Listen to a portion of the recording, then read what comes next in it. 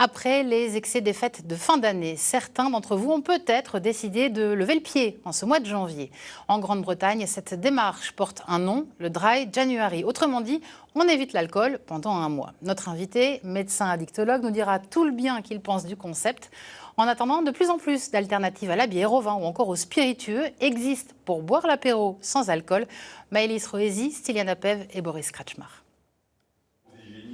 Mélange pour cocktail, vin, effervescent ou encore bière, le tout sans alcool.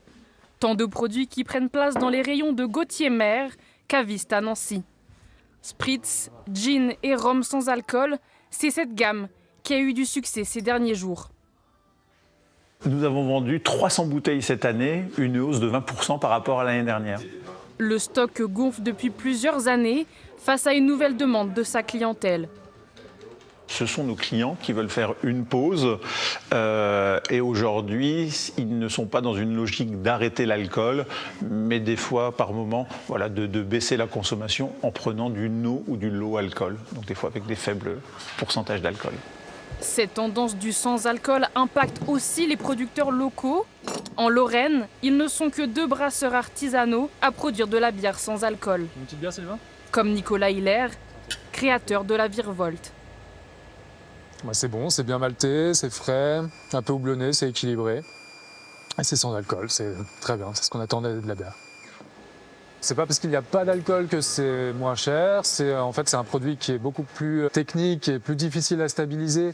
Donc on arrive à le faire, mais ça nécessite beaucoup plus de travail. Des efforts qui commencent à payer.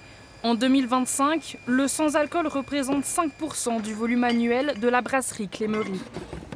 C'est en grosse phase de développement, c'est des gros chiffres de croissance de manière générale sur le marché. Chez nous aussi, alors jusqu'à présent, c'est quand même à relativiser, ça reste une petite part encore de notre production totale. Une petite part qui gagne en popularité.